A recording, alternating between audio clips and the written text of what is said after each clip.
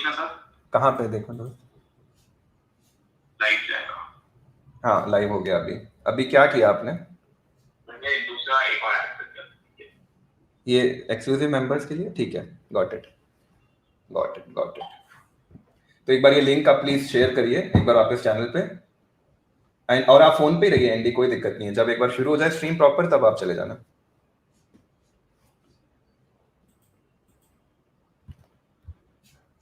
हाँ,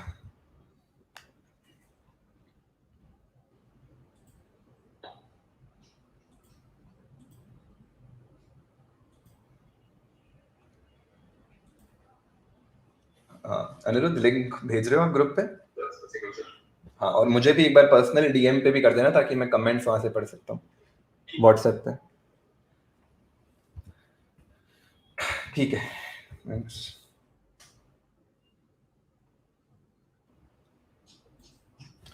तो नमस्कार दोस्तों, लेबर लॉ एडवाइजर चैनल के इस लाइव वेबिनार में आपका स्वागत है। और आज हम बात करने वाले एक बहुत ही इंपॉर्टेंट विषय के बारे में, वो है splitting of minimum wages.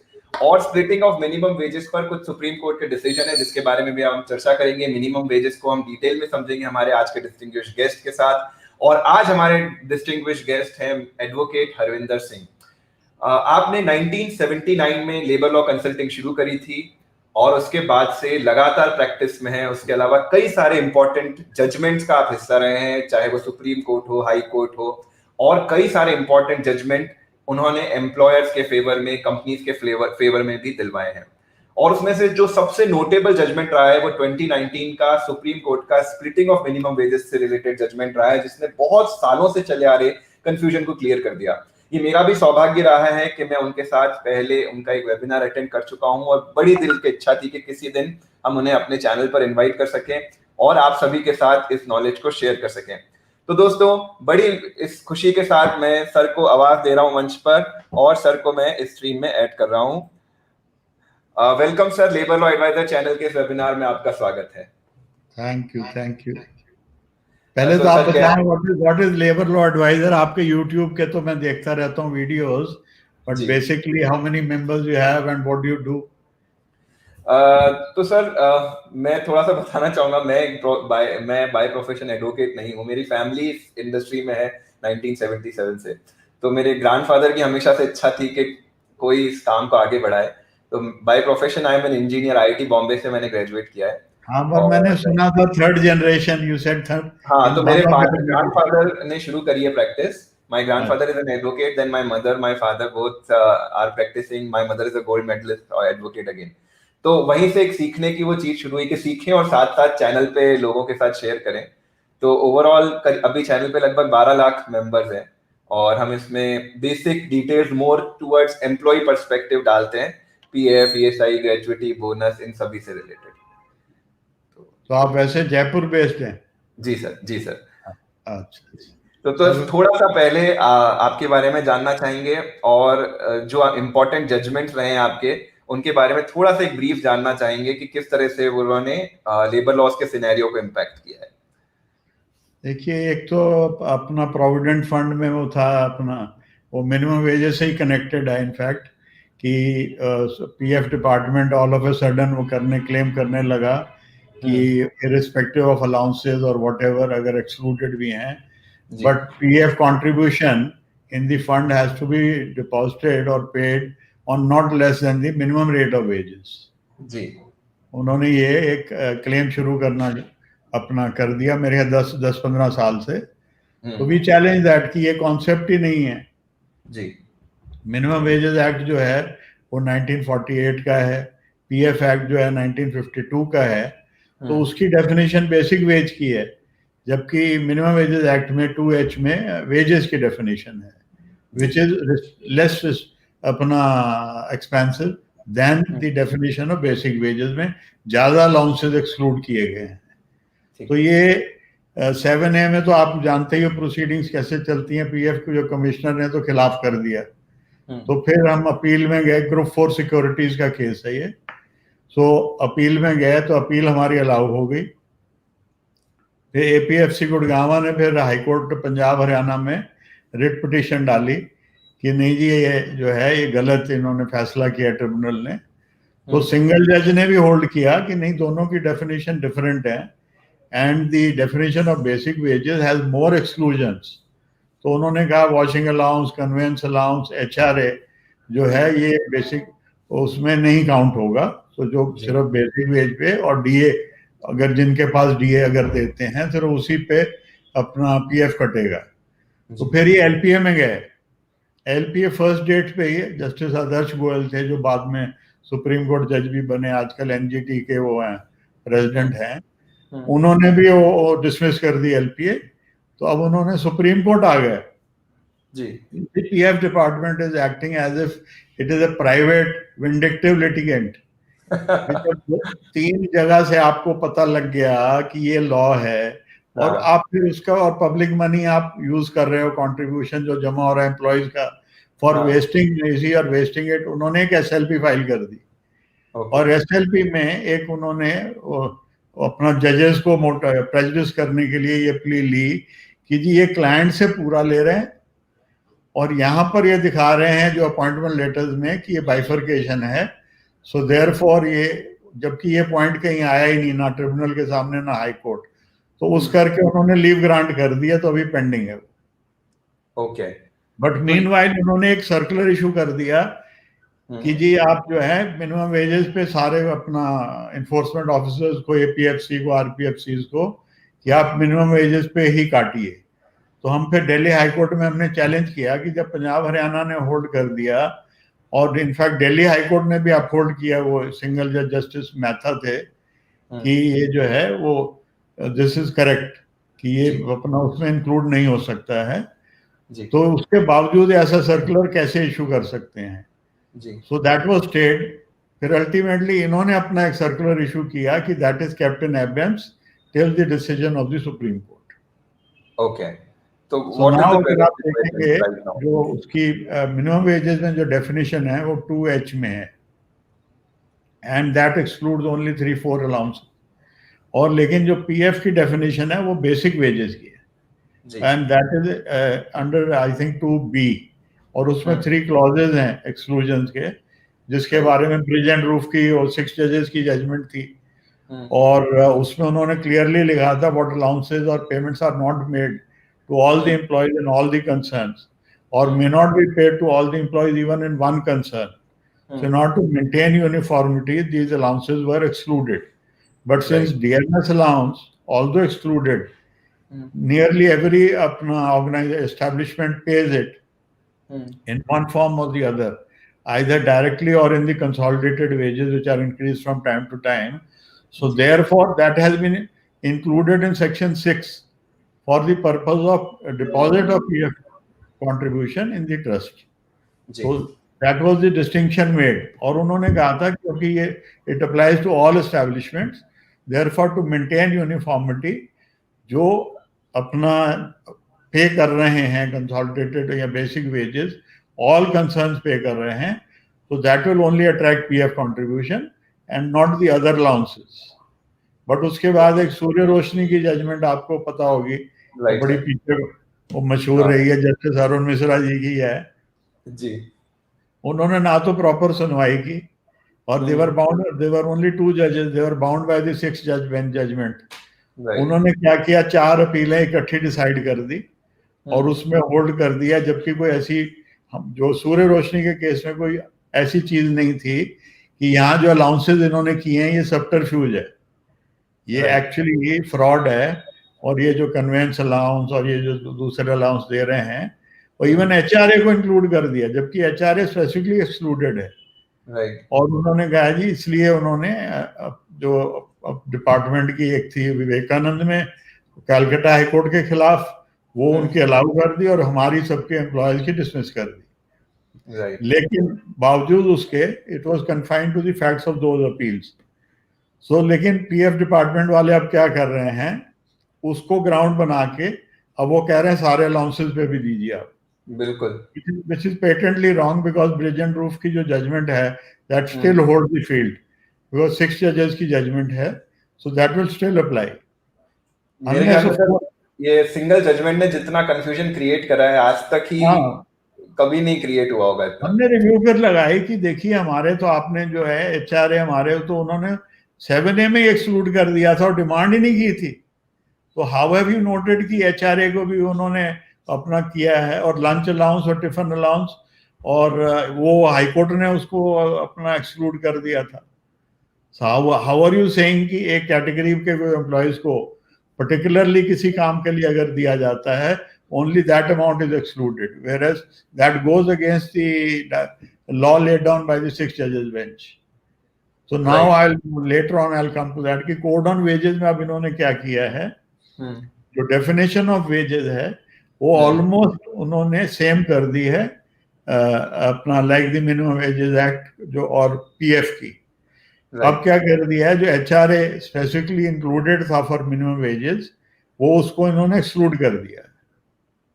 Okay, क्योंकि वहां पीएफ में था ना कि HRA is to be excluded, और यहाँ था इंक्लूडेड, तो अब उन्होंने उसको पैरिटी लाने के लिए पीएफ डिपार्टमेंट के कहने पे कोड ऑन वेजेस में, और हैरानी की बात है कि मिनिमम वेजेस एक्ट सिर्फ क्लरिकल तक लगता है, जो एम्प्लॉयज की डेफिनेशन है that is only till clerical.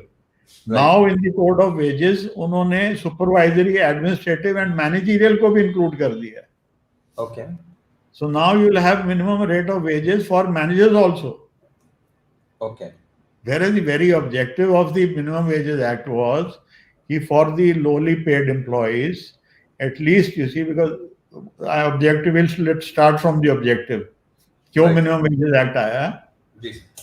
There is rampant unemployment, आप जानते हैं इंडिया में, तो सप्लाई एंड डिमांड की बात है, तो एम्प्लॉयज जो हैं वो किसी भी अपना जो से कह रहा है ना अपना बॉटम या रॉक बॉटम वेजेस पे भी काम करने के लिए तैयार है अगर उनको नौकरी मिलती है तो।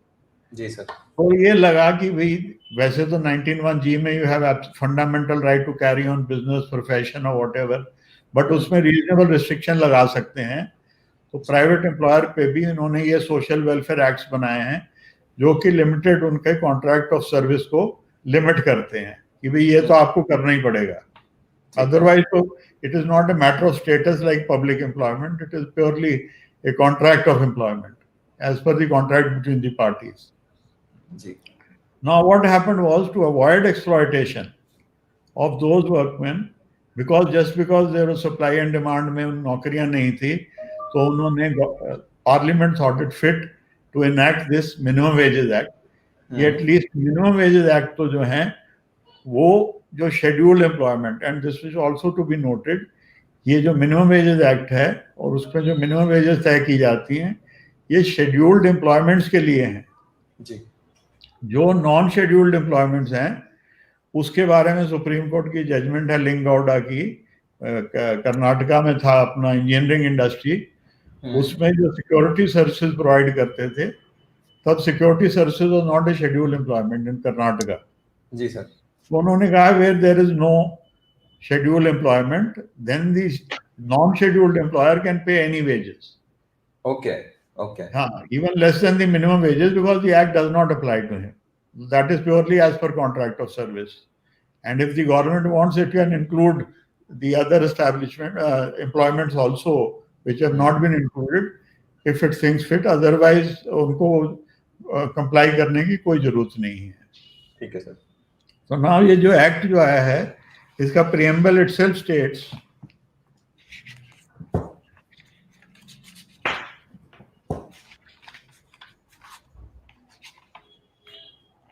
that it is for particular scheduled employments only, not for all employments. आप preamble अगर देखेंगे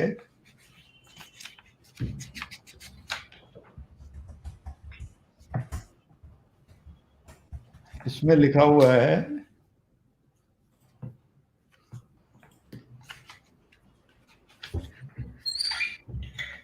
an act to provide for fixing minimum rates of wages in certain employments. Okay. और इसकी कुछ जो अपना पर्टिकुलर डेफिनेशन है जो रेलेवेंट है इस पर्पस के लिए, आज के वेबिनार के लिए, वो है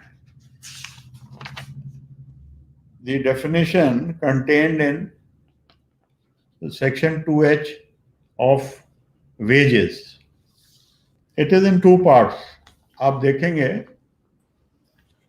फर्स्ट पार्ट में तो ये है, wages means all remuneration capable of being expressed in terms of money, which would, if the terms of the contract of employment express or implied, जी कईयों के पास रिटर्न को, जैसे छोटे एम्प्लॉयज होते हैं उनके पास रिटर्न है कि वो कॉन्ट्रैक्ट फॉर सर्विस नहीं, अपॉइंटमेंट लेटर नहीं होता, तो इम्प्लाइड वो जो तनख्वाह देते हैं उसी से इम्प्लाइड है कि भी ये इतनी इनकी रिम्यूनरेशन है. ठीक है. Were fulfilled, be payable to a person employed in respect of his employment or of work done in such employments, और ये क्रूशल है, and includes house rent allowance.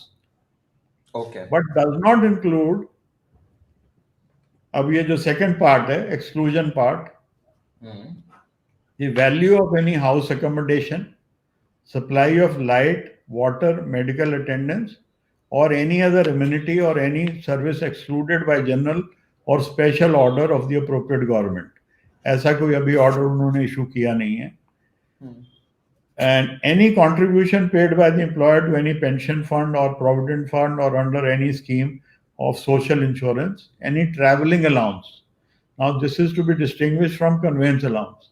Traveling allowance normally is, अगर आप किसी employee को duty पे भेजते हो बाहर and he has to travel, तो उसका जो रेल फेयर है या दूसरा जो है, बिकॉज एक्चुअली वो जो है उसको खर्चना पड़ेगा वो, ठीक है. तो वो मिनिमम वेज में उसको नहीं गिनते हैं, because that is his actual expenditure, he is not saving, it is not his income. जी. फिर लिखा any sum paid to the person employed to defray special expenses entailed on him by the nature of his employment. यानी basic इसका objective ये है कि जो actual खर्च कर रहा है वो, जी, not on his family, not on himself, वो जो है वो एक्सक्लूड है, और बाकी all remuneration including house rent allowance, they are all to be included for the purpose of definition of wages under section 2H. अच्छा, इसमें उसके बाद 2I में एम्प्लॉय की डेफिनेशन है. एक तो आया ना कि it is not on all employments, only scheduled employments. One aspect is that employ की डेफिनेशन है, means any person who is employed for hire और reward to do any work. अब यहाँ इन्होंने क्वालिफाई किया है skilled or unskilled, manual or clerical in a scheduled employment. Okay. So therefore only three. इसमें जो सुप्रीम कोर्ट की judgement थी फ्रीदा इंडस्ट्री एसोसिएशन की, उसमें हरियाणा गवर्नमेंट ने क्या किया था कि सुपरवाइजर्स वगैरह के उनके लिए भी मिनिमम वेजेस तय कर दी थी. तो one of our objection which we had raised, high court ने तो माना नहीं था, तो when they came to me we filed SLP. तो वहां उस जजमेंट में उन्होंने एक्सेप्ट किया है कि you cannot go beyond the definition of employ. Only thing that is required, नहीं लिया ये कैसे, मतलब उनको ये माना गया कि वो सुपर स्किल्ड है इस तरह से? नहीं, उन्होंने उसके जो अपना नोटिफिकेशन में लिखा ना कि क्लरिकल का ये होगा, सुपरवाइजर जो हैं सिक्योरिटी सुपरवाइजर, दूसरे और सुपरवाइजर, उनकी मिनिमम वेजेस ये होंगी. हरियाणा गवर्नमेंट ने उनमें तो किया, तो सुप्रीम कोर्ट ने होल्ड किया नहीं, जो एम्प्लॉय की डेफिनेशन में 4 कैटेगरीज हैं, आप उन्हीं के बारे में मिनिमम वेजेस तय कर सकते हो. एंड वो मिनिमम वेजेस जो है वो that will be payable only by in scheduled employments. नहीं, मेरा प्रश्न ये है कि अभी इसमें जैसे स्किल्ड एम्प्लॉइज के लिए मिनिमम वेजेस डिफाइन की गई है, तो अगर कोई स्किल्ड एम्प्लॉय सुपरवाइजर कैटेगरी में है तो क्या वो मिनिमम वेजेस पाएगा? जैसे आईडी एक्ट में आपने नोट किया होगा कि वो डेफिनेशन में वो कह रहे हैं कि डेजिग्नेशन इज इमटेरियल. ओके. और incidental work is also immaterial. जो मेन वो काम करता है 8 hours a day, what is the main and substantial nature of duties, that will determine, because मैंने डेफिनेशन पढ़ी थी ना, to do any work. तो एक्चुअल वर्क जो वो उससे आप करवा रहे हो, whether it is of unskilled, skilled, manual और clerical, अगर वो है देन उस पर मिनिमम वेजेस एक्ट लागू होगा, और उसको आपको जो minimum wages notify time to time होंगे, शेड्यूल्ड एम्प्लॉयमेंट अगर आप हो तो आपको वो देने पड़ेंगे. अब देने पड़ेगा जो कॉन्सेप्ट है वो सेक्शन 13 में है जी, बिकॉज जो गवर्नमेंट तय करती हैं वो सेक्शन 4 के हिसाब से करती हैं कि या तो एक कंसोलिडेटेड कर दिया कि इतनी मिनिमम वेजेस हैं, या एक कंसोलिडेटेड प्लस डीए कर दिया, वो अपने फॉर्म में करते हैं, तो वन आर्गुमेंट वाज कि जो फॉर्म में वो नोटिफिकेशन करते हैं उसी फॉर्म में एम्प्लॉयर को देना पड़ेगा, और अलाउंसेस वो नहीं दे सकता।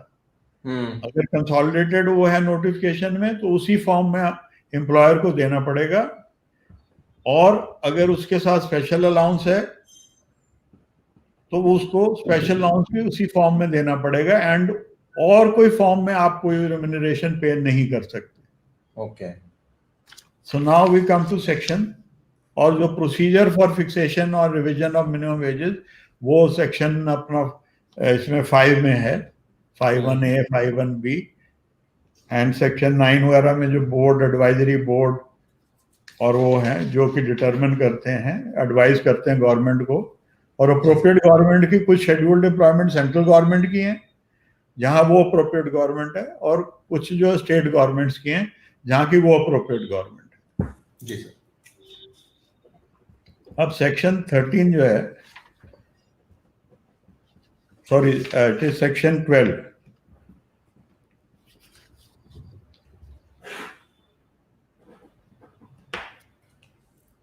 उसमें है जी payment of minimum rates of wages. तो what is the obligation of the employer?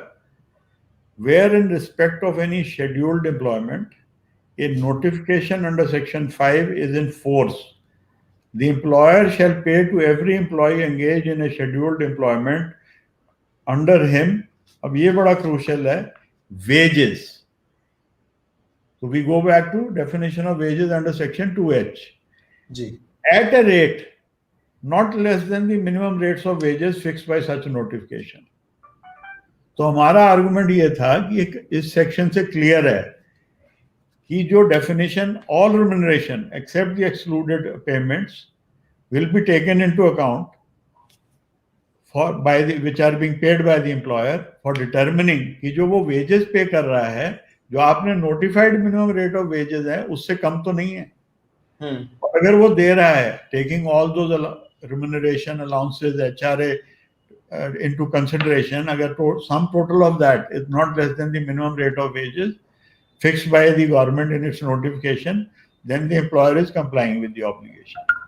Okay, okay. But what अब उन्होंने क्या किया, Punjab and Haryana they issued a notification, उसमें पहले उन्होंने जो अनप्रेसिडेंटेड काम किया कि जैसे अगर कोई अनस्किल्ड है और उसने 5 साल की अनस्किल्ड सर्विस कर ली तो he will be deemed to be semi skilled. जी सर। ऐसे ही अगर सेमी स्किल्ड ने 5 साल की कर ली, he will be deemed to be skilled. जी, ऐसे ही उसके बाद इतने कर लिए तो वो यानी कैटेगरीज बना दी। तो हमने कहा ये you can not have different categories of minimum wages. आप तो एक तरीके से उनको इंक्रीमेंट दे रहे हो या उनको प्रमोट कर रहे हो, whereas it is actual work। चाहे एक बंदा 20 साल तक अनस्किल्ड काम कर रहा है तो उसको अनस्किल्ड की ही मिनिमम रेट ऑफ वेजेस मिलेंगी, उससे ऊपर एम्प्लॉयर देना चाहे तो कोई बाधा नहीं है।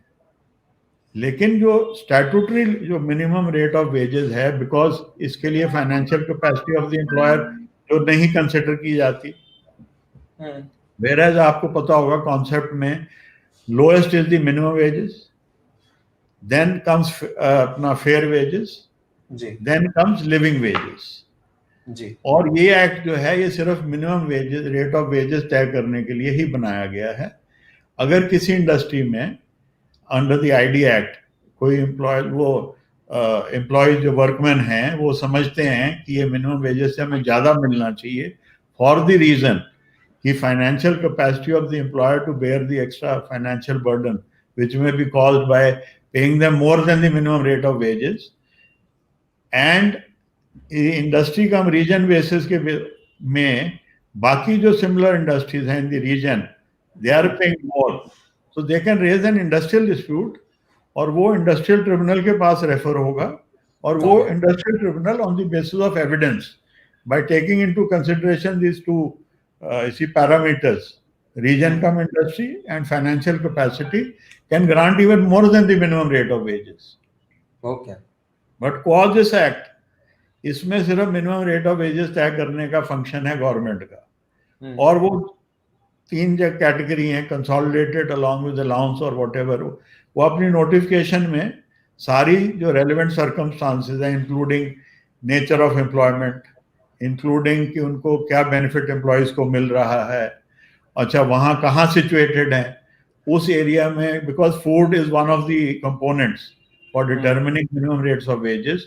तो वो कौन सी उनकी इंडस्ट्रियल एरिया जो है, जैसे बैकवर्ड एरिया में है, तो वहाँ नेचुरली जो अपना शनि बाजार या इतवार को जो बाजार जो लगेगा, वहां से एम्प्लॉय को खरीदेगा जो लो पेड वर्कर्स हैं, तो वहां पर कम होगा। अगर आप कनॉट प्लेस में आपकी इंडस्ट्री है और कोई कनॉट प्लेस से खरीदता है तो वहां के रेट फर्क होंगे। इसलिए मोस्ट ऑफ दी ये मिनिमम वेजेस में जो नोटिफिकेशन आई हैं स्टेट गवर्नमेंट की, उन्होंने जोन वाइज बनाया है।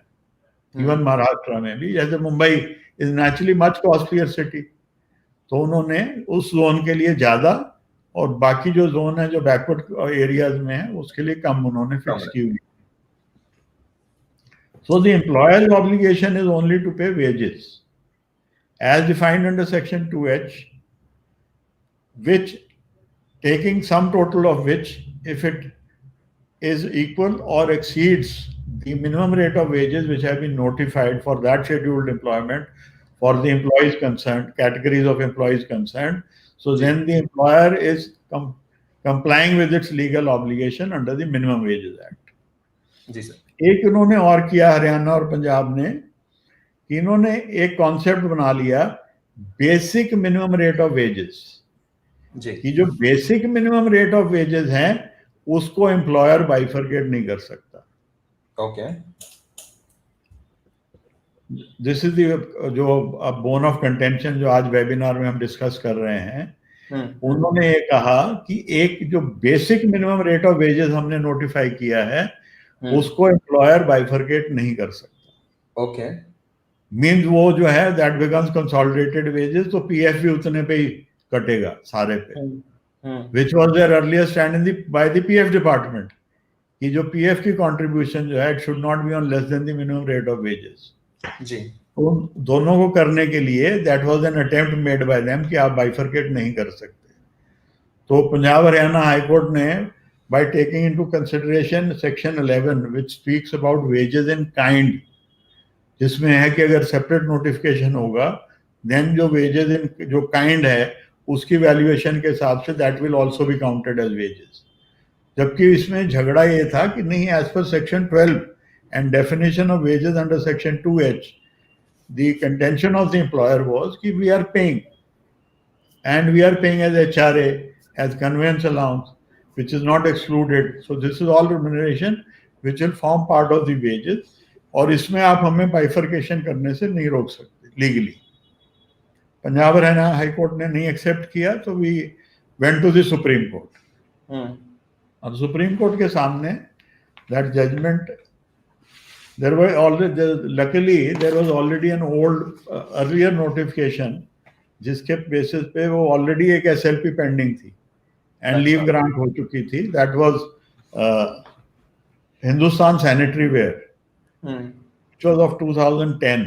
तो हमारी भी उसके साथ टैग होगी because questions of law were the same, so we were heard at an earlier date. नहीं तो आपको पता है सुप्रीम कोर्ट में तो कितने साल लग जाते हैं फाइनल हियरिंग में आने के लिए। सही बात है। तो दिस, इसका अगर कोई नोट करना चाहे, मेरे यहाँ किसी वो जर्नल्स में भी होगी, civil appeal number 4454 of 2019,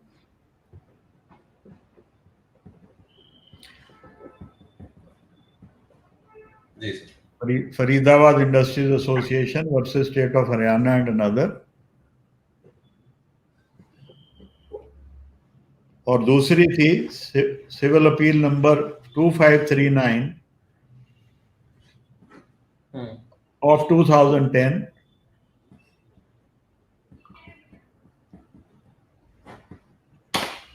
Hindustan sanitary ware and industries limited and others versus state of Haryana. जी सर। ये 2 जजेस थे, justice Nageswara Rao and justice MR Shah. इनके सामने ही आर्ग्यू हुआ। So they came out with the judgment which is dated 29th April 2019।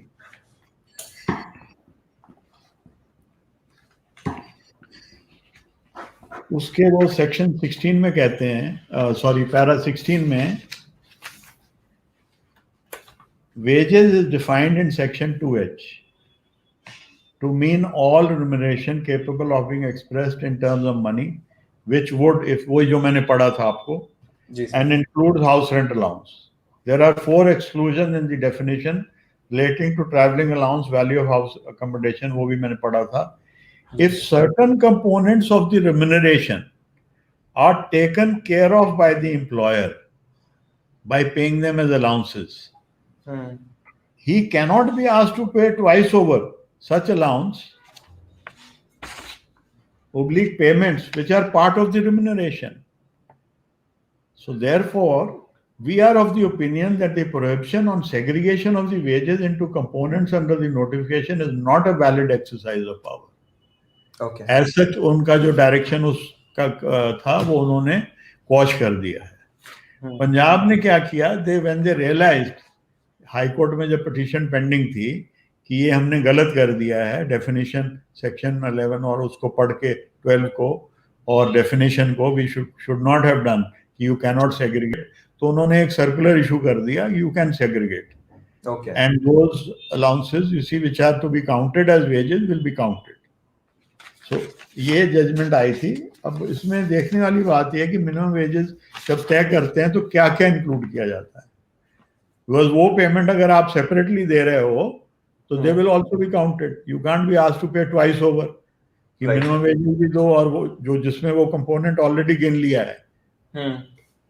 उसके लिए ये एक जो लैंडमार्क जजमेंट आज भी वो समझते हैं कि इसी जजमेंट्स आर नॉट स्टैट्यूट्स, ये which is well settled law, they have to be read confined to the facts of that particular case.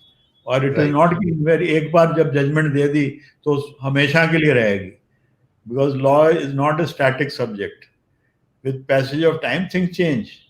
तो ये जो जजमेंट है, this is workman of Reptakos Brett, REPTAKOS BRETT and Co Limited versus Management. Okay. 1992, 1 LLJ, page 340. Ji. Now इन्होंने इसमें mention किया हुआ है, this is by Justice Ranganath Misra and Justice Kuldeep Singh. Para 8 में इन्होंने लिखा है, before the points are dealt with we may have a fresh look into various concepts of wage structure in the industry. Broadly wage structure can be divided into 3 categories. The basic minimum wages which provides bare subsistence and that poverty line level. A little above that is fair wage. And finally, the living wage, which comes at a comfort level. So, directive principle of state policy में लिखा हुआ है कि the objective is कि workers को ultimately living wage मिलनी चाहिए. But that is not a fundamental right. It is not enforceable. That is the desire. That was desire of the Constituent Assembly कि ये इनको ultimately aim जो है कि हर एक workers को इंडिया में scheduled employment इनको कम से कम living wage मिलनी चाहिए. But as it is today, Minimum Wages Act will only fix the minimum rate, basic minimum rate of wages, not basic, minimum rate of wages, which is bare subsistence, which provides for bare subsistence and is at a poverty level, line level. अब इसके लिए consider क्या-क्या करते हैं? They have held एक fair wages committee की report आई थी. That was a pretty old, 1957. उसमें उन्होंने कहा था, the committee accepted the following 5 norms for fixation of minimum wages. In calculating the minimum wage, the standard working class family should be taken to consist of 3 consumption units. मतलब worker को मिला के, employ को मिला के 3 और members, तो 4 member की फैमिली एक एवरेज लेनी होगी. जी. The earnings of women, children and adolescents should be disregarded. This was in 1957. You will kindly appreciate that now we are in 2020. So now even the ladies, their wives are also, they are also working. Right. and they are also getting minimum rate of wages because they are working in scheduled employments. In the categories of the 4 categories of employees which are mentioned in the definition of employee, तो उनको अलग से minimum rate of wages मिलेगा और उनकी income जो minimum वो ignore हो जाएगी, और जो मेल है इट इज इनफैक्ट डिस्क्रिमिनेटरी, और उसकी जो इनकम है वो मिनिमम रेट ऑफ वेजेस है वो ही गिनी जाएगी, बाकी सबको इग्नोर कर दो. देन सेकंड दे से minimum food requirement should be calculated on the basis of a net intake of calories as recommended by Dr. Ackroyd for an average Indian adult of moderate activity. इसमें भी देखिए the fallacy is आप उस employ की जो adult है उसकी आप गिन रहे हो कैलोरीज, और नेशनल इंस्टीट्यूट ऑफ न्यूट्रिशन तय करता है कि एक एवरेज एडल्ट की मॉडरेट एक्टिविटी जो करता है तो उसकी कितनी कैलोरीज की रिक्वायरमेंट है. लेकिन जो लेडीज की रिक्वायरमेंट है, जो वाइफ है और जो बच्चे हैं जो अभी अडल्ट नहीं हुए, उनकी कैलोरी रिक्वायरमेंट तो नेचुरली कम है. बट इन्होंने लिया कि नहीं, आप वो जो हेड ऑफ द फैमिली है, एडल्ट है, उसकी कैलोरी रिक्वायरमेंट आप उसको मल्टीप्लाई कर देंगे तो 4 गुना वो होगी. ओके, ठीक है. तो दैट इज इलॉजिकल. बट किसी ने अभी तक ये पॉइंट उठाया नहीं. अब जब कभी चैलेंज करेंगे तो ये भी उठाएंगे. जब फिर है clothing requirement should be estimated at per capita consumption of 18 yards per annum, which would give for the average workers family of 4 a total of 72 yards. ठीक है. अच्छा, फिर आ गया जी in respect of housing, the rent corresponding to the minimum area provided for under government's industrial housing scheme should be taken into consideration in fixing the minimum wages. Although अब मेरे ख्याल हाउसिंग स्कीम है ही नहीं है, तो ये जो उन्होंने कहा था this becomes redundant. But anyway, so house accommodation के लिए कितना खर्चा करना पड़ता है, that has also to be taken into consideration while fixing the minimum rates of wages or revising the minimum rates of wages from time to time. Then fuel, lighting and other miscellaneous items of expenditure would constitute 20% of the total minimum wage. ये तो था इनका जो fair wages committee की report थी. अब उन्होंने add ये कर दिया अपनी तरफ से पैरा 12 में, the concept of minimum wages is no longer the same as it was in 1936. Even 1957 is way behind. A worker wages is no longer a contract between an employer and an employee. It has the force of collective bargaining under the labor laws. Each category of the wage structure has to be tested at the anvil of social justice, which is the life fiber of our society today, keeping in view the socio-economic aspect of the wage structure. Therefore, it is necessary in our view to add the following additional component as a guide for fixing the minimum wage of the industry. वो additional component क्या है, वो कह रहे हैं children education, medical requirement, minimum recreation including festivals oblique ceremonies, provision for old age, marriages, etc. should further constitute 25% of the total minimum wage. जी. तो 25% उन्होंने उस जो रिपोर्ट आई थी उस पे ऐड कर दिया कि ये तो इन चीजों में इस हेड में होगा. फिर आ गया the wage structure which is approximately answers the above 6 components is nothing more than the minimum wage at subsistence level. The employees are entitled to the minimum wages at all times and under all circumstances. An employer who cannot pay the minimum wages has no right to engage labor and no justification to run the industry. तो अगर आप scheduled employment हैं और आपकी वो 4 category जो है employees की, उनके बारे में मिनिमम रेट्स ऑफ वेजेस तय हुए हैं, तो अगर आप हैवी लॉसेस में भी जा रहे हैं तो आपको कंप्लायंस करनी है.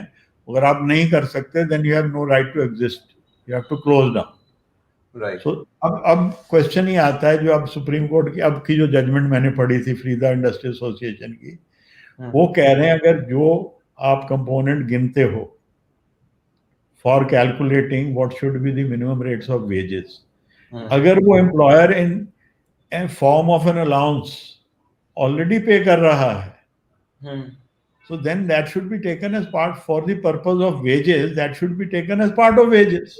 Right. आप दो बार थोड़ी क्लेम करोगे, मैं हाउस रेंट भी दे रहा हूं और आप कहोगे हाउसिंग का कंपोनेंट भी आप दो। समझ गया। हाउसिंग कंपोनेंट आपने गिनना था, मैं उससे ज्यादा तो उसको हाउस रेंट अलाउंस दे रहा हूं, तो why should not that be treated as wages? Similarly आप क्लोथिंग के लिए अगर कोई दे रहा है अलाउंस, सो मैं why I read all this 6 components was कि अगर if the employer of a scheduled employment is taking care of any of these 6 components by way of giving them allowances, that should be part of minimum wage. Those should all be included, right, added together to the basic wages, right, to find out what are the wages, and if those are not less than the minimum rate of wages notified by the appropriate government, then the employer is complying with the provisions of the act. बहुत सही है, बहुत सही clear हो गया, ये तो मजा आ गया। तो यानी 6 कंपोनेंट जो हैं, इसको अगर आप वैसे दे रहे हो तो हाँ। आप उसके लिए आप डबल नहीं उसको चार्ज कर सकते, they will be treated as part of उसने। और बेसिक वेज जो है, तो उन्होंने जिस तरीके से नोटिफाई किया है, you are not bound to do that. Right. So this is the sum and substance. You can split, you can bifurcate, and if the bifurcation and split is with regard to payments relating to the 6 components which are taken into consideration for fixing the minimum rates of wages by the appropriate government, then those will not be treated separately, they will be treated as part of wages. Right, sir. तो उनको calculate, basic veg के साथ उनको आप calculate करोगे और वो उसको सम टोटल करोगे, और अगर सम टोटल करके मिनिमम रेट ऑफ वेजेस जो है उससे कम नहीं है, तो employer is not committing any legality and you can not ask that कि जी आप मिनिमम वेजेस नहीं दे रहे। ठीक है सर। तो अभी तक का कंक्लूजन मैं ये समझू कि एक तो मिनिमम वेजेस को हम लोग जो भी कंपोनेंट्स दिए हुए एक्सेप्ट ट्रांसपोर्टेशन अलाउंस या कुछ लिमिटेड कंपोनेंट्स छोड़ के उनमें स्प्लिट किया जा सकता है। हाँ, वो तो स्पेसिफिकली एक्सक्लूडेड है ना। हाँ, राइट। बट वो मैंने बताया था उसका रैशनल क्या है, क्योंकि वो खर्चा कर रहा है होते हैं जी। अब आप देखिए ना, वो एक्चुअल खर्च हो रहे हैं, तो वो उसको उसकी फैमिली के यूज ही नहीं आ रहे। जब वो यूज ही नहीं आ रहा है तो ऑब्वियसली वो मिनिमम वेज उसको सब्सिस्टेंस भी पेमेंट कैसे होगी उसको जी लेवल। और आपने ये भी बताया कि पीएफ भी अगर मिनिमम वेज पे आपको मिनिमम पीएफ पे करने के लिए बोलता है तो again that is a wrong concept. Yes, right. और इनका अपना सर्कुलर है, जब वो पंजाब हरियाणा की जजमेंट आई, दिल्ली हाई कोर्ट ने भी अपहोल्ड किया और सुप्रीम कोर्ट में कोई स्टे नहीं मिला हुआ, वो एलपीए का भी और ना ही दिल्ली हाई कोर्ट की जजमेंट का। सो देयरफॉर इन्होंने ट्राई तो किया उसके बावजूद भी, but when we went to the high court, तब हम कैप्सी है कि सेंट्रल सिक्योरिटी एजेंसीज की बॉडी है, उन्होंने उनके बिहाफ पे मैंने रिट फाइल की थी, तो जस्टिस मुरलीधरन के लगी थी, तो उन्होंने स्टे दे दिया कि how can you do that when the high courts have held कि आप ऐसे नहीं कर सकते हैं। तो फिर उन्होंने खुद सर्कुलर इशू कर दिया कि नहीं, मिनिमम वेजेस कॉन्सेप्ट को अभी एविडेंस में रखा जाए। Okay, perfect. अब अपना जो शुरू में डिस्कशन पेंडिंग रह गया था कि कोड ऑन वेजेस आने पर, कोड ऑन वेजेस में बहुत एक्सप्लिसिटली डेफिनेशन दे दी गई कि बेसिक, डीए, रिटेनिंग अलाउंस को तो वेजेस का हिस्सा माना जाएगा और बाकी एचआरए और बहुत सारे लंबी लिस्ट को अलाउंसेस माना जाएगा, और अलाउंसेस पर भी कैप लगा दिया कि वो बेसिक वेजेस का 50% हो सकते हैं। तो अब ये सिनेरियो में किस तरह से प्ले अराउंड होगा, या अब आने वाले समय में क्या मिनिमम वेज में बस बेसिक ही रहेगा? नहीं, इसमें ये है, अभी भी इनकी जो वेजेस की डेफिनेशन है जो कोड में, इसमें इन्होंने लिखा है, एक तो इसमें बताया, एक तो एम्प्लॉय की डेफिनेशन 2K जो है, that is radically different from the definition 2I में जो थी जी। उसमें क्या लिखा है, employee means any person other than apprentice engaged under the apprenticeship act, employed on wages by an establishment to do any skilled, semi-skilled or unskilled, manual, अब operational add कर दिया, supervisory, managerial, administrative, technical और clerical work जी।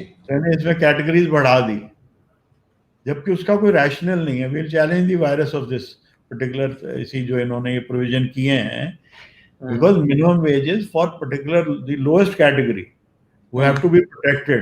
अब manager को आप minimum wages क्या तय करोगे भाई? मैनेजर जो हैं they get much higher than the minimum rate of wages।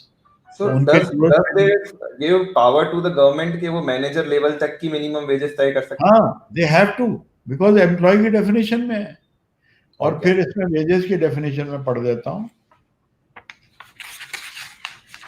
इन्होंने बड़ी चालाकी से वो पीएफ को हेल्प करने के लिए wages means all remuneration whether by way of salaries, अब इसमें देखिए वर्ड चेंज, सैलरीज, अलाउंसेस और अदरवाइज, वहां वर्ड था all remuneration and including house rent allowance, यहां इन्होंने वर्ड कर दिया सैलरीज, अलाउंसेस और अदरवाइज जी।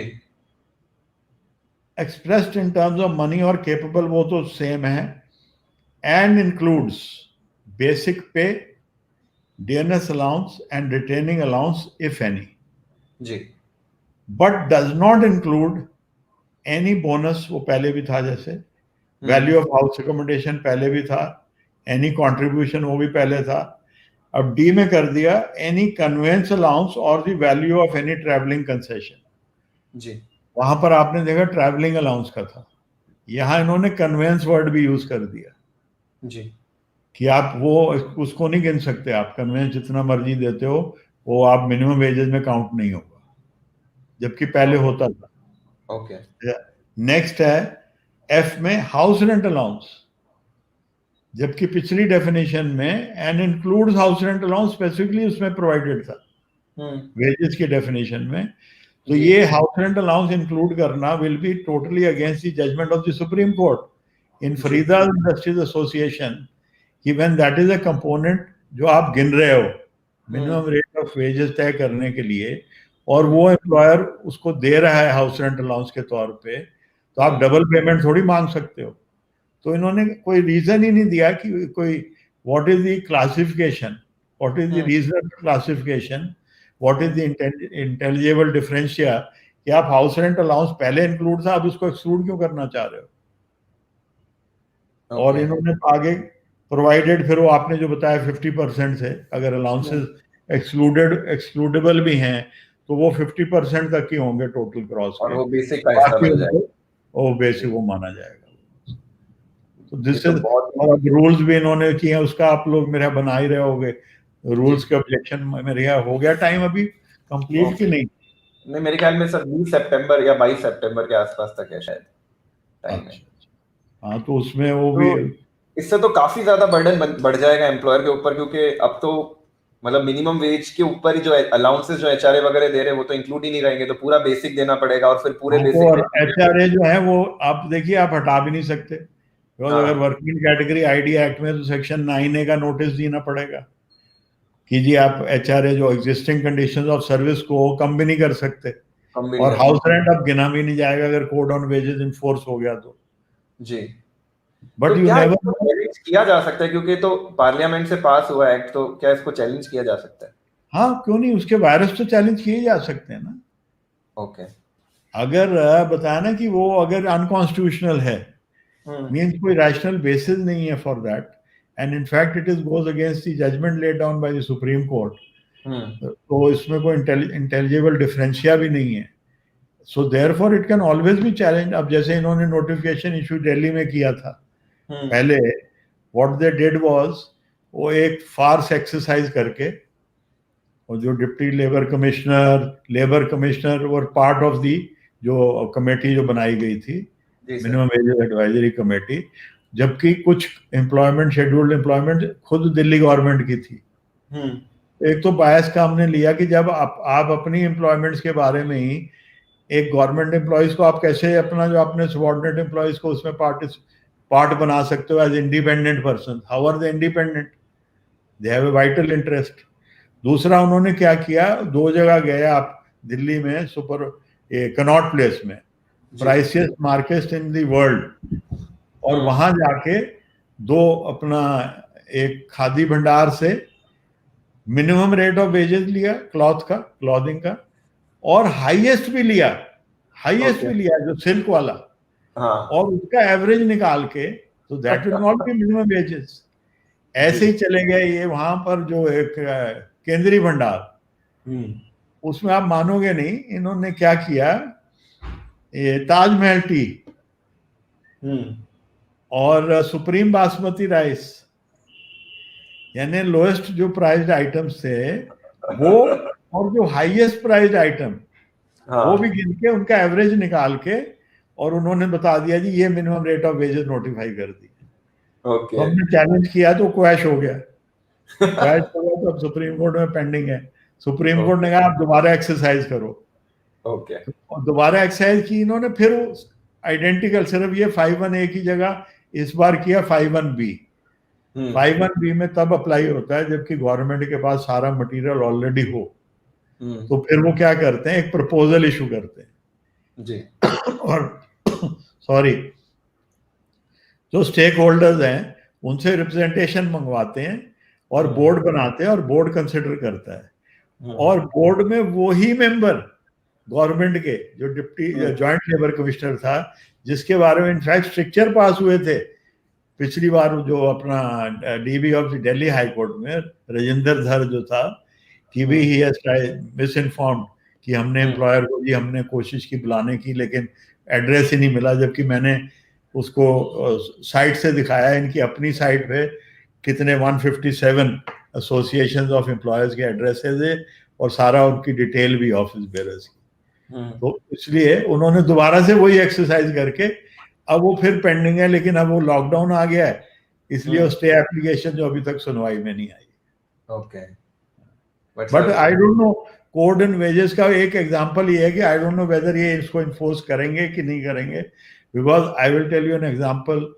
इंडस्ट्री की डेफिनेशन जब वो बैंगलोर वाटर सीवरेज में उन्होंने कर दी थी वास्ट, कि हॉस्पिटल भी इंक्लूड कर दिए, दूसरे भी कर दिए थे, तो पार्लियामेंट ने उसमें एक इंडस्ट्री की डेफिनेशन अमेंड कर दी थी। पार्लियामेंट से पास हो गई, एसेंट ऑफ द प्रेसिडेंट भी हो गया, लेकिन उसको मेरा ख्याल है मिनिमम 20-30 साल हो गए हैं, उसको आज तक इन्फोर्स नहीं किया। Okay. It is not necessary that they may enforce. जी sir. So as of today जो मैंने आपको बताया, that is as of today. जी सर। चलिए सर, कुछ क्वेश्चंस हमारे पास ऑडियंस के भी आए हैं, कुछ मैंने भी नोट डाउन किए हैं। तो सबसे पहले सर, एक बड़ा कंफ्यूजन रहता है मिनिमम वेजेस का application on schools and teachers. तो इस पे आप थोड़ा सा लाइट डाल पाएंगे कि क्या टीचर्स के ऊपर मिनिमम वेजेस लगती है या उनको स्किल? इस जजमेंट में स्पेसिफिकली उन्होंने कोर्ट भी की, एक जजमेंट पुरानी सुप्रीम कोर्ट की, जिसमें उन्होंने कहा टीचर्स उस कैटेगरी में आते ही नहीं है जी। इनफैक्ट आपने वो देखा होगा आईडी एक्ट में भी सेम, वो सेमी स्किल्ड ऑपरेटिव और डेफिनेशन में तो 2-3 जजमेंट हैं कि teachers are not performing such nature और duties which come under the main part of the definition of workman under section 2S of the ID act. Right sir. तो इसी में ऐसे एम्प्लॉय की यहाँ जो डेफिनेशन है 2I में, टीचर्स आर नॉट कवर्ड। तो इज इट बिकॉज कि वो वर्कमैन की डेफिनेशन में नहीं आते या वो अनस्किल्ड, मैनुअल स्किल्ड और उसमें नहीं आते? ओके। तो ये टीचर्स एसोसिएशन का तो हमेशा से है कि आप हमको मिनिमम वेजेस नहीं दे पा रहे हो, बहुत ही कम सैलरी होती है कई जगह स्कूल में देखा जाता है। एक क्वेश्चन है सर, अगर पार्ट टाइम हमारे यहाँ दिल्ली में पता क्या है, उन्होंने क्या किया, दिल्ली स्कूल एजुकेशन एक्ट जो है ना, उसमें एक सेक्शन 10 इंट्रोड्यूस कर दिया है। उसमें ये है कि the private recognised schools whether aided or unaided will have to pay the same salary and other perks, benefits as are being paid to teachers in schools run by the administrators. तो government के जो 5th पे commission, 6th पे commission, 7th पे commission, वो सारे benefit देने पड़ते हैं। तो मिनिमम वेजेस का तो सवाल ही नहीं है, वो बहुत ज्यादा हो जाता है वो तो फिर। बहुत ज्यादा हो जाता है। जी। एक क्वेश्चन है सर, पार्ट टाइम एम्प्लॉइज के लिए, कोई 2 घंटे 4 घंटे के लिए एम्प्लॉय हायर कर रहे हैं, तो वहां पे मिनिमम वेजेस को किस तरह से अप्लाई करना है? इसमें मेरे एक प्रोविजन दिया हुआ है, although today it was only regarding bifurcation, but anyway, let's, since we are dealing with it, so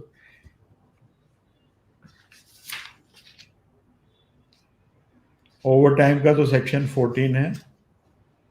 अब 15 में है, wages of worker who works for less than normal working day.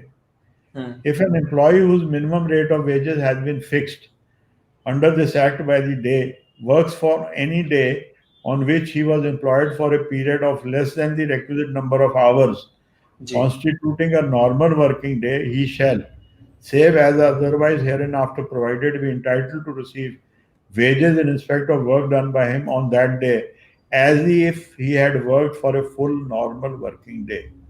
जी अगर कम भी है तो ये provided however that he shall not be entitled to receive wages for full normal working day in any case where his failure to work is caused by his unwillingness to work. So that वो तो हमारे उसमें आया नहीं.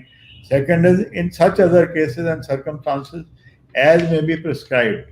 So they have not been prescribed. So therefore अगर वो कम भी करता है तो you will have to pay him full minimum. तो मतलब अगर एम्प्लॉयर ने उसको हाफ डे के लिए रख रखा है जबकि वो फुल डे कर रहा है, इसमें दो तीन वो हैं राइडर हैं. If an employee whose minimum rates of wages has been fixed under this act by the day, यानी डेली रेट उसका अगर मिनिमम वेजेस जैसे होता है मंथली होता है, एक डेली रेट भी होता है. तो अगर वो जो फिक्स जो डेली नॉर्मल वर्किंग आवर से कम करता है तो आप उसको अगर और करने को वो तैयार है पूरा दिन भी, लेकिन आप उससे कम करवा रहे हो तो आपको पूरे वर्क अपना नॉर्मल जो है डेज का मिनिमम वेज देना पड़ेगा एज पर सेक्शन 15. जी सर, ओके समझ गया. एक क्वेश्चन आ रहा है सर कि कई जगह ऑफिशियल्स पीएफ ईएसआई को मिनिमम वेज में मानने का मतलब बेसिकली उसका जो डिडक्शन है वो बोलते हैं कि उसके बाद मिनिमम वेज बनना चाहिए. Is it correct? नहीं, वो तो आई टोल्ड यू ना कि पंजाब हरियाणा हाई कोर्ट की 2 जजमेंट हैं, ग्रुप 4 सिक्योरिटी की, दिल्ली हाई कोर्ट की ग्रुप 4 सिक्योरिटी की जजमेंट है. उन्होंने कहा मिनिमम वेज की डेफिनेशन फर्क है, it includes many other thing, whereas वहां पर बेसिक वेज की डेफिनेशन है जी. So therefore as of today code आएगा तो और बात है. एज ऑफ टुडे वो मिनिमम वेजेस का कोई concept they can't introduce under the EPI. तो मतलब जैसे मान लीजिए किसी जगह की मिनिमम वेज 10,000 है और 10,000 एम्प्लॉयर दे रहा है, क्या उसमें से वो पीएफ और ईएसआई का डिडक्शन कर सकता है? तो वो और भी कम हो जाता है. अगर तो कंसोलिडेटेड दे रहा है फिर तो every the entire amount will be basic wages. या अगर बेसिक वेजेस प्लस डीए दे के कर रहा है तब भी डीए क्योंकि इंक्लूड किया section 6 of the PF act में, फिर भी उसको पूरे का देना पड़ेगा. लेकिन अगर वो अलाउंस दे रहा है, एचआरए दे रहा है और सिमिलर अलाउंस दे रहा है which are not paid to all the employees in all the concern. HRA में तो खैर वो क्वालिफिकेशन भी नहीं है कि भी अगर सभी को नहीं दे रहा हो तभी एचआरए एक्सक्लूडेड होगा. It is excluded without any अपना प्री कंडीशन और क्वालिफिकेशन. तो एचआरए आप सभी को भी दोगे तो it will still remain excluded for the purpose of ये तो ये क्लियर है सर. क्वेश्चन ये और मिनिमम वेजेस में वो काउंट होगा मिनिमम. हाँ, तो जो 12% पीएफ का एम्प्लॉय का शेयर है वो आप लॉजिकली देखो ना, अगर एचआरए आप दे रहे हो 30% जी, वो पीएफ के लिए वो काउंट नहीं होगा क्योंकि स्पेसिफिकली एक्सक्लूडेड है जी क्लॉज 2 में, टू अपना 2B के जी. और लेकिन वहां 2H में स्पेसिफिकली वो इंक्लूडेड है जी. So it can not be the same. और 1952 का एक्ट पार्लियामेंट ने किया है तो the inference is the parliament was aware of the definition of wages under the minimum wages act, but still they created a legislation it chose to have it. उसका reason है, objective है. देखिए this is उसमें employ का भी contribution जाता है. ये पीएफ में एम्प्लॉय का भी कंट्रीब्यूशन जाता है जी. अब एम्प्लॉय जो है जिसने अपने लैंडलॉर्ड को 1,000 रुपया अपना किराया दे दिया, क्या वो उससे कह सकता है कि मुझे 12% वापस कर दे भाई मैंने पीएफ में जमा कराना? नहीं कर सकता. सही बात है. ऐसे आपने कन्वेंस पे खर्च कर दिया तो आप 12% कहां से लाओगे? It is only actual take home money. Concept is it is actually take home money जिससे आप सेविंग कर सकते हो. सही बात है. That is why there are so many exclusion more than the exclusion in 2H of the minimum wages act जी. क्योंकि मिनिमम वेजेस एक्ट में तो खर्चे का गिनते हैं वो कि ये 6 कंपोनेंट्स कि ये परिवार 4 जो सदस्य होंगे इसमें क्या क्या इनको चाहिए ताकि इनका एक सबसिस्टेंस या सस्टेनेंस लेवल रहे along with maintaining some efficiency of the worker also. जी सर. तो दोनों का ऑब्जेक्टिव भी डिफरेंट है. थोड़ा सा सर एक क्वेश्चन थोड़ा ये है कि अगर पीएफ और ईएसआई काटने के बाद वेजेस मिनिमम वेजेस से कम हो जाती तो वो चलेगा क्या? हाँ चलेगा, क्यों नहीं चलेगा. मतलब वो पार्ट मिनिमम वेजेस में गिना जाता है. पीएफ का कंट्रीब्यूशन है वो थोड़ी होगा, वो तो जो आप दे रहे हो, वही क्वेश्चन है सर। तो मतलब पीएफ का जो 12% का कंट्रीब्यूशन है वो मिनिमम वेजेस का हिस्सा बनता है। हाँ, वो क्योंकि उसमें उन्होंने कहा है, नहीं मिनिमम वेजेस का हिस्सा नहीं बनता इन दी सेंस कि वो जो है उन्होंने कहा है कि वहाँ मिनिमम वेजेस एक्ट में अगर आप वेजेस की डेफिनेशन के हिसाब से जो रेम्यूनरेशन दे रहे हो जी, और उसमें उन्होंने एक्सक्लूजन क्लॉज में किया ना, मेरे जो प्रोविडेंट फंड वगैरह के लिए वो करें, दैट इज एक्सक्लूडेड। तो आप क्योंकि वहां बेसिक वेज पे आपने जमा कराना है, तो उस सुप्रीम को अपना डीबी की जो जजमेंट आई थी ग्रुप 4 सिक्योरिटी में, उन्होंने कहा था अगर उसके हिसाब से आप दे रहे हो तो you are satisfying that act also, और यहाँ बेसिक पे काट रहे हो बाय एक्सक्लूडिंग द अलाउंसेस, तो you are complying with the EPF act also. जी सर, जी सर। और का कुछ क्वेश्चन एक मुझे दीजिए, मैं पढ़ रहा हूँ यहाँ से।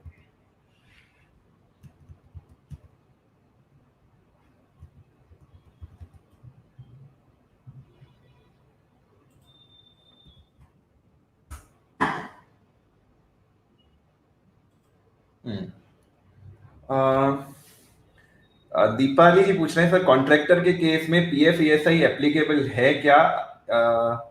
नहीं, I guess this is not related to. एक महाराष्ट्र से क्वेश्चन आ रहा है सर, चंदन जी पूछ रहे हैं, इन महाराष्ट्र रूल इज टू पे minimum 5% on HRA on basic plus DA if that head count of companies above 50 employee. Do such rule is applicable in any other state? I don't think so.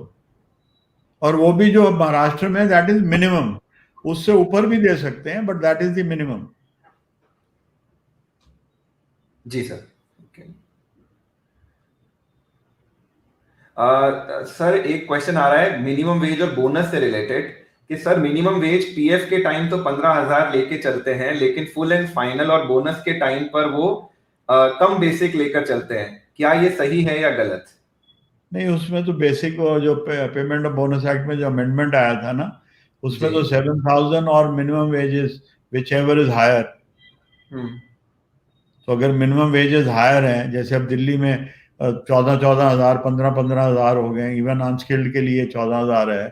तो therefore लेकिन वो question देखने वाली बात है कि जो कवरेज के लिए वो एम्प्लॉय कवर्ड है कि उसकी तनख्वाह उससे ज्यादा है। अगर तो उसकी ज्यादा है, कब उस पर एक्ट लागू ही नहीं होता, 21,000 है ना मेरे ख्याल। तो अगर वो उसको तो वो तो कवर ही नहीं होगा। लेकिन जो कवर है उसके लिए उन्होंने ये मिनिमम वेज का कॉन्सेप्ट इंट्रोड्यूस कर दिया है कि 7,000 और minimum wages whichever is more, उसके पे अपना बेस पे अपना बोनस देना पड़ेगा। तो इसका मतलब अगर किसी स्टेट की मिनिमम वेज 21,000 से ज्यादा हो जाती है तो प्रोबेबली आउट हो जाएगा, उस कैटेगरी के एम्प्लॉय को बोनस, स्टैट्यूटरी बोनस ही नहीं रहेगा। राइट, क्योंकि उसकी सैलरी, जहां तक मुझे याद है पेमेंट ऑफ बोनस एक्ट में सैलरी और वेजेस डेफिनेशन है, और अगर उसकी डेफिनेशन के हिसाब से अगर 21,000 से ज्यादा चला जाता है you will not be covered under the act. Right. But probably you will have to check कि minimum wages की जो definition है वो wages की 2H में, and probably bonus act की they may differ, कि उसमें कुछ वो शायद अपना और कुछ component ही गिने जाते हैं, basic plus DA या something like that. So then अगर उसी को गिन के अगर 21 से ऊपर हो जाता है, then he will not be covered under the bonus act. It is such a confusion, sir. So many. Her act में अपना स्कोप है ना। अब आप देखिए पीएफ और ईएसआई में डीमिंग प्रोविजन है कि जो कॉन्ट्रैक्टर के एम्प्लॉइज भी हैं, they are deemed to be employees, right. Even apprentices they are deemed to be employees, right sir. So therefore हर एक्ट का अपना अपना स्कोप है और उसके ऑब्जेक्टिव देखते हुए है। जी sir. I guess sir everything is very very clear और बहुत ही इंजॉयबल सेशन रहा। If you have some final words to say कुछ एम्प्लॉइज के लिए या मतलब एचआर जो सैलरी स्ट्रक्चर डिफाइन करते हैं उनके लिए कुछ आपका गाइडेंस कि किस तरह से मिनिमम वेज का ध्यान रखना है। अगर तो आप फोरसाइट रखना चाहते हो तो अब आप देख लो कि जो कोड ऑन वेजेस आ रहा है उसमें HRA will not be treated as part of minimum wages.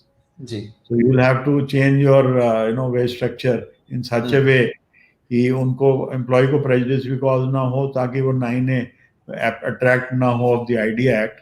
जी और उस तरीके से करें ताकि वो मिनिमम वेज में वो गिना जाए जो अलाउंस आप दे रहे हो। जी सर। बाकी follow the law, that is all. मतलब थोड़ा सा मेरे ख्याल में फ्यूचर को ध्यान में रखते हुए अगर अभी नए एम्प्लॉय हाँ जुड़ रहे हैं तो हाँ, फ्यूचर को ध्यान में रखते हुए करना पड़ेगा, क्योंकि कोड ऑन वेजेस होपफुली आने वाला है कुछ ही उसके महीनों में। मद्देनजर, because otherwise one fine day जिस दिन इन्फोर्स हो गया तो हाँ एचआरए वो जो है वो मिनिमम वेजेस के लिए गिना ही नहीं जाएगा जो आज गिना जाता है, and that right is a substantial amount. Right. और तो आपको एक गवर्नमेंट तरीके ऑल्सो से है। एचआरए देना पड़ेगा और साथ जी में उतना अमाउंट ही वो जो है आपको जो वैसे देना पड़ेगा अलग से, अलग से तो देना इट विल पड़ जाएगा। Increase the ways structure. Right sir. और ये भी हो सकता है कि बैक डेटेड भी आ जाए, क्योंकि गवर्नमेंट कई बार ऐसा भी करती है, 2 4 नॉर्मली 6 महीने। सब्सटेंशियल प्रोविजन, हाँ उसमें पेमेंट ऑफ बोनस में आया था ना एक साल, वो ऑल्दो अभी पेंडिंग है सुप्रीम कोर्ट में, जो जी बैक उन्होंने रिट्रोस्पेक्टिव इफेक्ट दिया था। नॉर्मली प्रोसीजरल लॉ जो है वो तो रिट्रोस्पेक्टिव होता है, बट जो ओके सब्सटेंटिव लॉ है which imposes new obligations, that is normally prospective. Okay. जी sir. Sir thank you so much, आपने हमारे साथ इतने सभी लोगों को बहुत समय दिया। Thank you for inviting me. Session, और बहुत रेयर ऐसे सेशन होते हैं जिसमें कम से कम लॉ के रिलेटेड सेशन जिसमें हंसी भी आती है कई सारी चीजें आपसे सुन के। और वंडरफुल, मतलब जो एक्सप्लेनेशन था कि किस तरह से दिल्ली ने कैलकुलेट किए हैं, आपने डेफिनेशन जजमेंट से बताई और वहां से एंड तक आप लेके गए, एक लेमैन के लिए भी ये समझना बहुत आसान हो गया। Thank you so much sir, labour law adviser की पूरी यू कम्युनिटी की आर तरफ से, वेलकम सभी एंड मेंबर्स की तरफ से it was a thank you for pleasure having. Hosting you. And उम्मीद करते हैं फिर भी फ्यूचर में कभी आपके साथ कोई और वर्कशॉप के लिए जुड़ने का हमको हाँ सौभाग्य हाँ प्राप्त होगा। हाँ, most welcome. Thank you so much sir, thank you so much. Okay.